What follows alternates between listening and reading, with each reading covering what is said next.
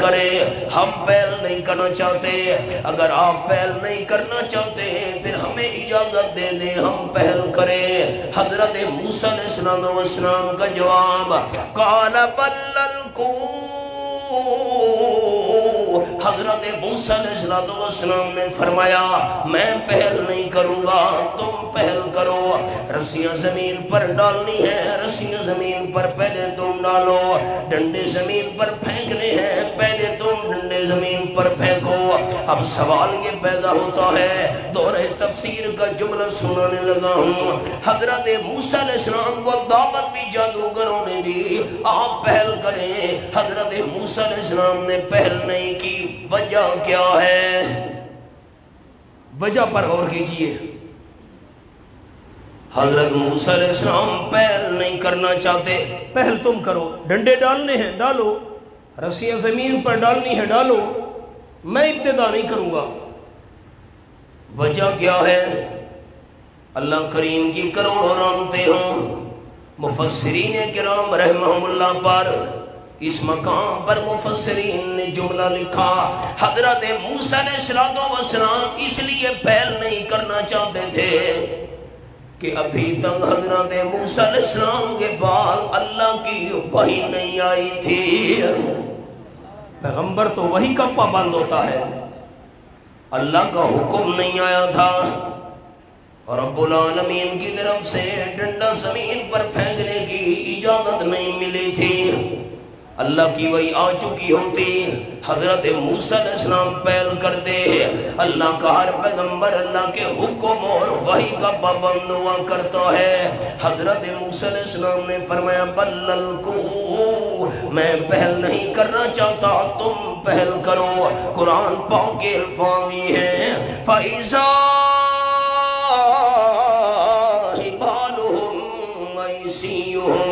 يُخَيَّلُ إِلَيْهِ مِنْ سِحْرِهِمْ أَنَّهَا تَسْعَىٰ۔ آیت نمبر 66، جادوگروں نے رسیاں بھی زمین پر ڈال دی، اپنے ڈنڈے بھی زمین پر پھینک دیے، لوگوں کی آنکھوں پر جادو کیا، ڈنڈوں پر نہ، رسیوں پر نہ، آنکھوں پر۔ جو دیکھنے والے جمع تھے، سورۃ الاعراف 9 پارہ، یہ میرے سامنے سورۃ الاعراف کھلی ہوئی ہے، اور رب العالمین نے فرمایا آیت نمبر 116 سحروا اعین الناس واسترهبوهم وَجَاءُوا بِسِحْرٍ عَظِيمٍ۔ یہ حوالہ ہے۔ دیکھنے والوں نے سمجھا کہ یہ ساری رسیاں اور ڈنڈے سانپ بن کر حرکت کرنے لگے ہیں۔ جادو کے اندر جملہ قابل غور ہے دوستوں کے لیے، جادو کے اندر چیز کی حقیقت تبدیل نہیں ہوتی۔ میرے جملے پر میرے احباب غور کریں گے، بات آگے تب چلاؤں گا۔ یہ میز پڑی ہے، جادوگر نے جادو کیا آنکھوں پر، اب دیکھنے والوں کو یہ میز کوئی جانور نظر آ رہا ہے میز، دیکھنے والے سمجھ رہے ہیں کوئی جانور ہے۔ جادو کے اندر چیز کی حقیقت تبدیل نہیں ہوتی، چیز وہی ہوتی ہے، دیکھنے والوں کو نظر آتی ہے۔ انہوں نے لوگوں کی آنکھوں پر جادو کیا اور لوگوں کو ڈرایا، بہت عظیم جادو پیش کیا انہوں نے۔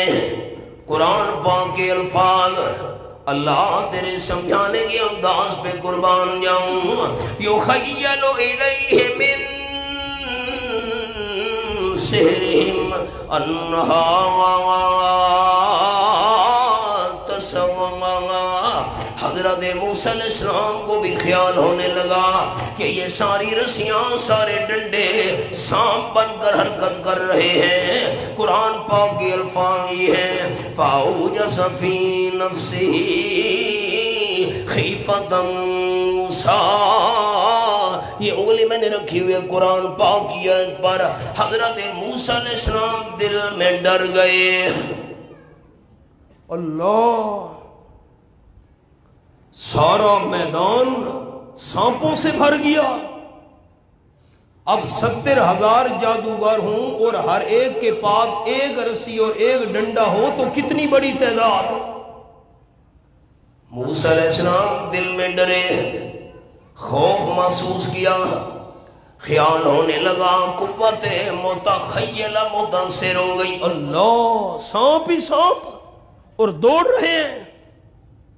کاش مفتی صاحب گجرات کے ساتھی سریکی جانتے ہوتے۔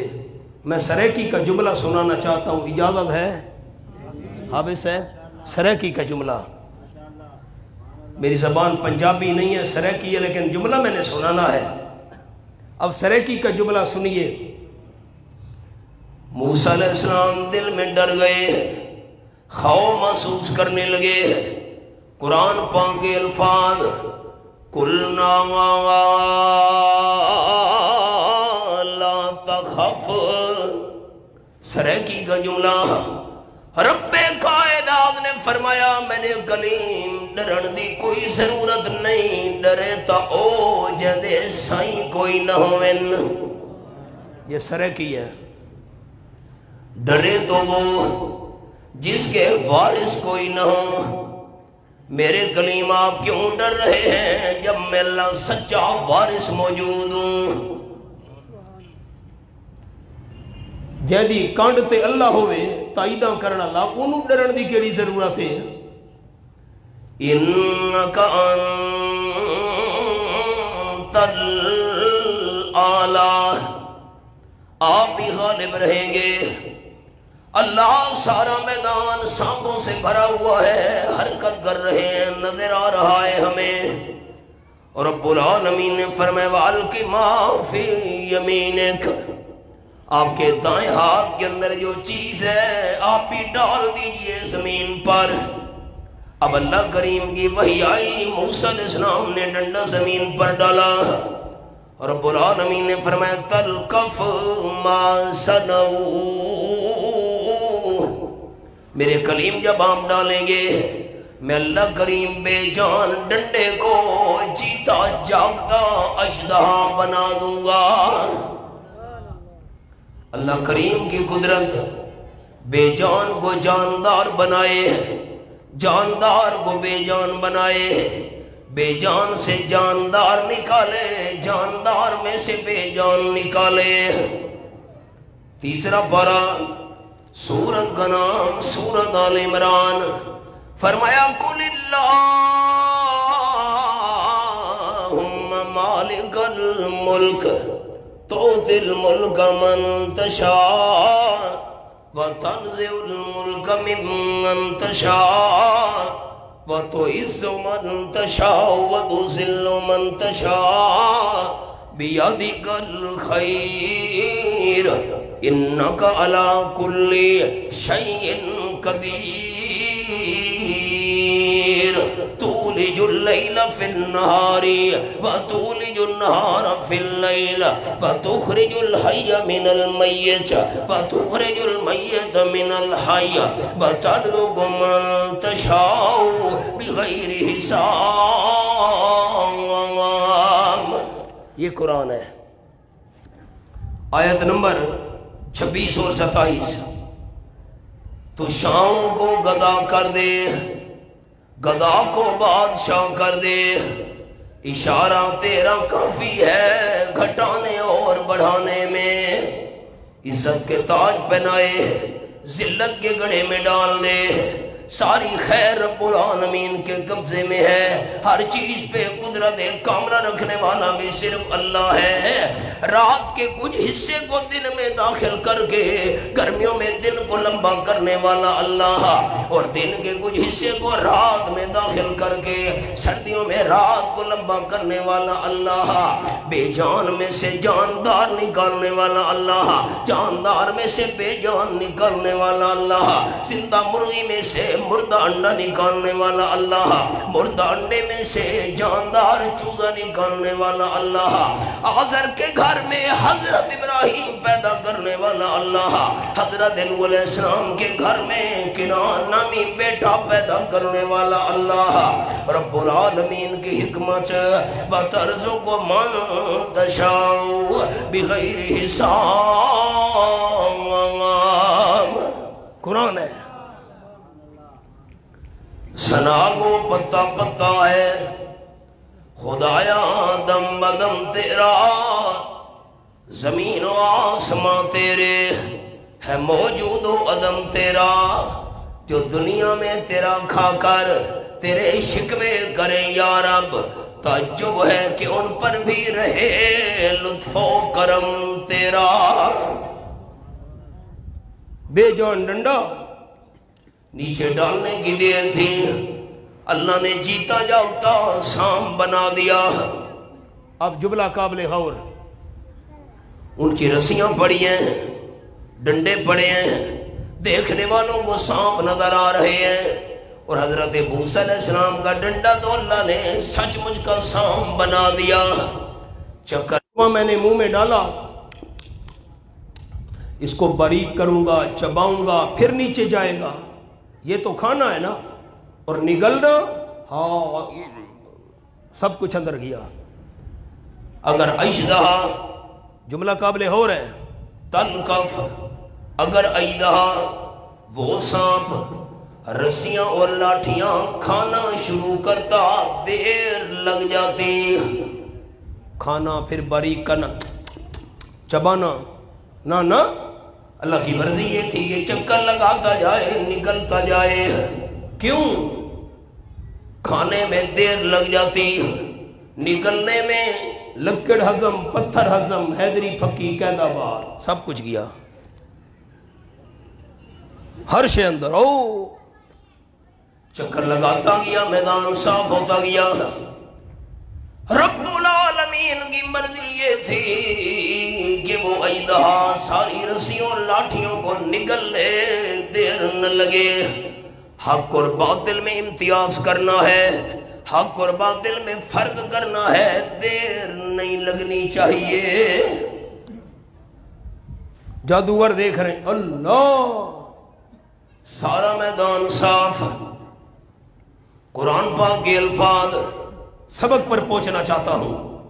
قرآن پاک کے الفاظ، جادوگروں نے جب یہ منظر دیکھا، حضرت موسیٰ علیہ السلام کا ڈنڈا سچ مجھ کا اژدہا بن گیا ہے، ہماری رسیوں اور لاٹھیوں کو نگل گیا ہے، سمجھ گئے اگر حضرت موسیٰ علیہ السلام جادوگر ہوتے، ان کا ڈنڈا بھی سچ مجھ کا سانپ نہ بنتا، دیکھنے والوں کو معلوم ہوتا کہ سانپ بنا ہوا ہے۔ کیوں؟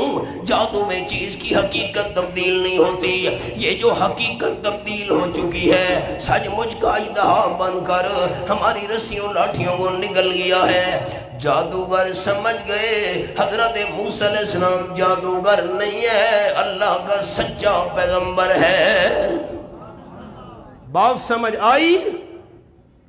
قرآن پاک کے الفاظ یہ میرے سامنے سورۃ طٰہٰ 16واں پارہ، رب العالمین کا قرآن۔ اللہ کریم فرماتے ہیں فَأُلْقِيَ السَّحَرَةُ سُجَّدًا، دلیل کی قوت نے جادوگروں کو سجدہ ریز ہونے پر مجبور کر دیا، دیر بھی نہیں کی، فوراً سجدے میں گر پڑے، نعرہ لگایا قالوا آمنا برب ہارون و موسیٰ، ہم ایمان لے آئے حضرت موسیٰ علیہ السلام کے رب پر، حضرت ہارون علیہ السلام کے رب پر۔ یہ کیا؟ فرعون کا سارا منصوبہ مٹی میں مل گیا۔ وہ چاہتا یہ تھا کہ غلبہ جادوگروں کو نصیب ہوگا، میری واہ بن جائے گی، حضرت موسیٰ علیہ السلام معاذ اللہ ناکام ہو جائیں گے۔ یہ کیا؟ اللہ، واہ بھائی واہ، آئے تھے میری طرف سے اور شامل ہو گئے موسیٰ علیہ السلام کی جماعت میں، واہ بھائی واہ۔ فرعون کہنے لگا آمنتم لہو قبل ان آذن لکم، واہ بھائی واہ، اجازت بھی مجھ سے نہیں لی، ایمان قبول کر لیا۔ وہ کہنے لگے فرعون توحیدیوں کا ساتھ دینا ہو تو اجازتوں کی ضرورت نہیں ہوتی۔ اچھا مجھے تمہارا کوئی منصوبہ معلوم ہوتا ہے؟ اِنَّهُ لَكَبِيرُكُمُ الَّذِي عَلَّمَكُمُ السِّحْرَ، مجھے شک ہے موسیٰ علیہ السلام تمہارا استاذ ہے، اسی نے تمہیں جادو سکھایا ہے، فی الفور تم نے اطاعت کر لی ہے، اس کی اب میں کیا کروں گا؟ فَلَوْقَتِّيَنَّ أَيْدِيَكُمْ وَأَرْجُلَكُمْ مِنْ خِلَافٍ وَلَأُصَلِّبَنَّكُمْ فِي جُذُوعِ النَّخْلِ، میں تمہارے دائیں ہاتھ بائیں پاؤں گڑوا دوں گا، یا بائیں ہاتھ اور دایاں پاؤں گڑوا دوں گا۔ اس صورت میں انسان عبرت کا نمونہ بن جاتا ہے۔ ہاتھ اور پاؤں گڑوانے کے بعد کھجور کے تنوں پر تمہیں لٹکا دیا جائے گا، عبرت کا نمونہ بن جاؤ گے۔ تم نے مجھ سے اجازت ہی نہیں لی، توحیدیوں کا ساتھ دینا شروع کر دیا۔ حضرت موسیٰ علیہ السلام پر تم ایمان لے آئے۔ رب العالمین کا قرآن اختصار کر رہا ہوں، نے جواب دیا، کہنے لگے فَقْسِمَا أَنْتَ قَالَ، ہمیں دھمکیاں دینے والا، ہاتھ پاؤں گڑوا دوں گا، کھجور کے تنوں پر تمہیں لٹکا دوں گا، تڑپ تڑپ کر مر جاؤ گے۔ اب ایک طرف مصیبت ہے، دوسری طرف معصیت ہے۔ خیال، ہاتھ کٹ جانا مصیبت، پاؤں کٹ جانا مصیبت، کھجور کے تنوں پر لٹک کر تڑپ تڑپ کر جان دے دینا پریشانی۔ کوئی معمولی بات ہے؟ ہاتھ کٹا ہوا ہو، خون کے دھاریں بہ رہی ہوں، پاؤں کٹا ہوا ہو، خون کے فوارے جاری ہوں، تڑپ تڑپ کر سسک سسک کر انسان کھجور کے تنوں پر جان دے رہا ہو۔ ایک طرف پریشانی ہے اور دوسری طرف نافرمانی ہے۔ ایمان چھوڑ دو، موسیٰ علیہ السلام کا ساتھ چھوڑ دو، توحیدیوں کی جماعت میں سے نکل جاؤ۔ ایک طرف پریشانی ہے، دوسری طرف نافرمانی ہے۔ جادوگر کہنے لگے، جو ابھی ابھی نئے ایماندار بنے تھے، کہنے لگے فَقْسِمَا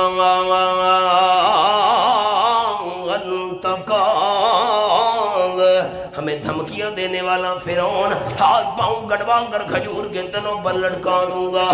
ادھر آ ستمگر ہنر آزمائے، ادھر آ ستمگر ہنر آزمائے، تو تیر آزما ہم جگر آزمائے۔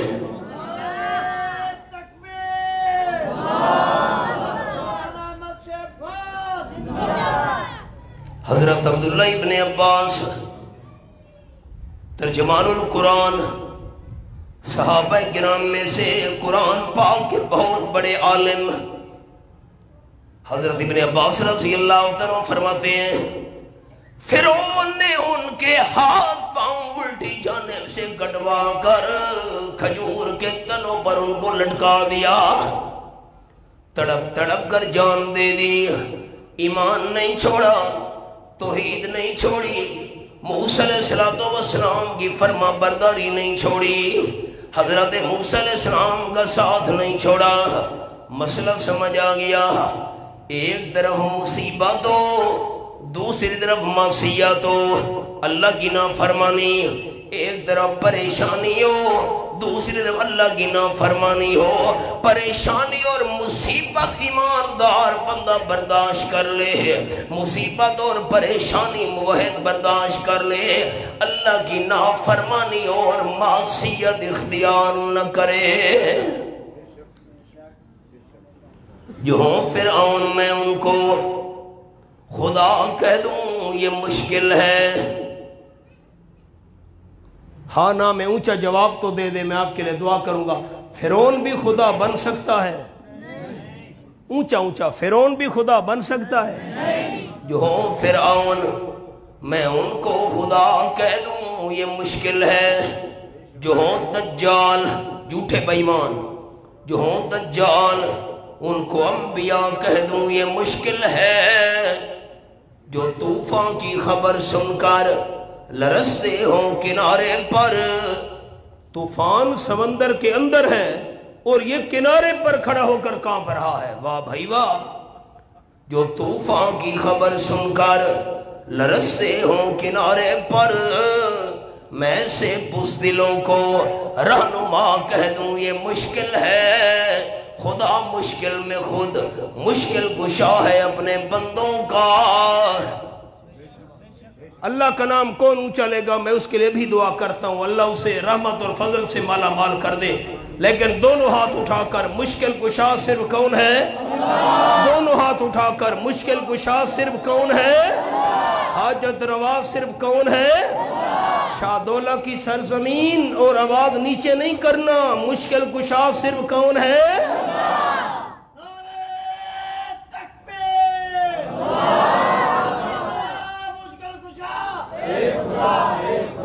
اولیاء کرام کا مقام برحق. قرآن اٹھایا ہوا ہے میں نے, میرے ہاتھ میں باوضو ہوں, اللہ کا گھر ہے. اولیاء کرام کی ولایت برحق, اولیاء کرام کی عزت برحق, اولیاء کرام سے محبت برحق, اولیاء کرام سے عقیدت ان کا احترام برحق, اولیاء کرام کی شان برحق. لیکن مشکل کشا صرف کون ہے؟ یہی ہماری غلطی ہے. ہمارے دادا استاد حضرت شیخ القرآن مولانا محمد طاہر رحمت اللہ علیہ پنج پیری منہ کالا کر کے گدے پر بٹھا کر ثوابی کے شہر میں پھرایا گیا. ہمارے دادا استاد حضرت شیخ القرآن مولانا غلام اللہ خان رحمت اللہ علیہ کی گردن کاٹی گئی, قاتلانہ حملے کیے گئے پشاور کی سرزمین میں. پیر طریقت سید عنایت اللہ شاہ صاحب بخاری رحمت اللہ علیہ جن کے ہاتھ پر ہم نے بیعت کی تھی, 14 قاتلانہ حملے ہوئے. سند المحدثین قاضی شمس الدین رحمت اللہ علیہ پر پنڈی گھیب کھڑپا کی سرزمین میں پتھروں کی بارش ہوئی, جسم خون سے رنگین ہو گیا. غلطی کیا تھی, قصور کیا تھا؟ رقیبوں نے رپٹ لکھوائی ہے جا جا کے تھانے میں, رقیبوں نے رپٹ لکھوائی ہے جا جا کے تھانے میں کہ اکبر نام لیتا ہے خدا کا اس زمانے میں. ہمارے نوجوانوں کا کیا قصور ہے؟ حافظ طاہر صاحب, ان کے باقی رفقا, مفتی صاحب, کیا قصور ہے؟ غلطی کیا ہے؟ کوئی جائیداد کا جھگڑا ہے, مال کا جھگڑا ہے, پیسے کا جھگڑا ہے؟ یہی قصور لوگوں نے سمجھا ہوا ہے کہ لوگوں کے دروازے کھٹکھٹا کر اللہ کریم کے قرآن کی طرف آنے کی دعوت دے رہے ہیں. خدا مشکل میں خود مشکل کشا ہے اپنے بندوں کا. بیداری پیدا کیجئے ایک دفعہ, پھر اللہ کا نام اونچا لینے کی اپیل ہے. مشکل کشا صرف کون ہے؟ حاجت روا صرف کون ہے؟ خالی جھولی بھرنے والا داتا صرف کون ہے؟ ہر کسی کی غیبانہ پکار سننے والا صرف کون ہے؟ ہر کسی کا ہر وقت ہر حال جاننے والا صرف کون ہے؟ یہی غلطی ہے. خدا مشکل میں خود مشکل کشا ہے اپنے بندوں کا. کسی بندے کو میں مشکل کشا کہہ دوں یہ مشکل ہے. جادوگر جو نئے نئے ایماندار بنے تھے, مصیبت گوارا کر لی, پریشانی گوارا کر لی, لیکن معصیت اور اللہ کی نافرمانی گوارا نہیں کی. یہ تو قرآن تھا. اب حدیث پاک کی مثال, قال النبی صلی اللہ علیہ وسلم مر رجلان علی قریہ. دیکھنا میری طرف ساتھی, مر رجلان علی قریہ. آپ صلی اللہ علیہ وسلم فرماتے ہیں پچھلی امتوں کا آپ نے قصہ سنایا, اور عقیدہ اشاعت و توحید و سنت کا یہ ہے کائنات کا نظام الٹ پلٹ ہو سکتا ہے, آمنہ کے لال صلی اللہ علیہ وسلم کا فرمان غلط نہیں ہو سکتا. حضور انور صلی اللہ علیہ وسلم نے فرمایا 2 پردیسی بندے چلے جا رہے تھے راستے میں. ایک بستی کے قریب سے گزرے، پنڈ بستی گراں، بستی والوں نے روک لیا، رک جاؤ، نہیں جانے دیتے۔ کیا بات ہے بھائی، پردیسی ہیں، جانے دو۔ بستی والے کہنے لگے ہمارا میلہ لگا ہوا ہے، یہ ہمارا دربار ہے، اور جتنے تک میلے والے دنوں میں گزرنے والا بندہ دربار کے نام پر کوئی چیز نہ دے ہم آگے نہیں جانے دیا کرتے۔ تم دربار کے نام پر کوئی چیز دے دو ہم چھوڑ دیں گے۔ گجرات کی سرزمین، یہاں تو بت چڑھائے جا رہے ہیں چاندی کے درباروں پر، نہیں سمجھے آپ؟ مفتی صاحب میں نے لا الہ الا اللہ محمد الرسول اللہ ان گناہگار آنکھوں سے چاندی کے بت دیکھے ہیں گجرات میں درباروں پر چڑھتے ہوئے۔